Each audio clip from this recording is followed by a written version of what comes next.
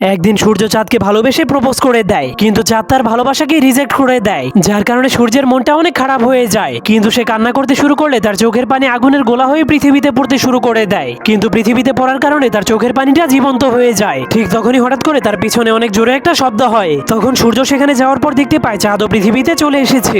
যা দেখার পর সূর্য তাকে সাহায্য করার জন্য হাত বাড়িয়ে দেয়, কিন্তু চাঁদ তার হাতটাকে ছুঁলেই তার হাতটা পুড়ে যায়। কিন্তু তখনই হঠাৎ করে সেখানে বৃষ্টি শুরু হয়ে যায়, যার কারণে সূর্য বৃষ্টির হাত থেকে বাঁচার জন্য পালাতে শুরু করে দেয়। যা দেখার পর চাঁদ তাকে পাতা দিয়ে ঢেকে তার জীবন বাঁচায়। আর শীতকাল আসলে চাঁদ এবং সূর্য গাছের ছাল দিয়ে স্কেটিং বানিয়ে অনেক মজা করে খেলাধুলা করত। কিন্তু একদিন যখন তারা খেলতে খেলতে একটা পাহাড়ের উপরে চলে যায়, তখন সূর্য তার শক্তির সাহায্যে পাহাড়ের মাঝখানে একটা গাছের ব্রিজ বানিয়ে দেয়। কিন্তু যখন তারা দুইজন সেই ব্রিজটাকে পার করছিল, তখনই হঠাৎ করে সূর্য অজ্ঞান হয়ে নিচে পড়ে যায়, যার কারণে পুরো আকাশটা অন্ধকার হতে শুরু করে দেয়। এটা দেখার পর চাঁদ জলদি করে সূর্যকে সাহায্য করার জন্য দৌড়াতে শুরু করে দেয়। এরপর তাকে জড়িয়ে ধরার কারণে সূর্যের হারিয়ে যাওয়া শক্তি আবারও ফিরে আসে, যার ফলে তারা দুইজন আকাশে উড়ে এক হয়ে যায়।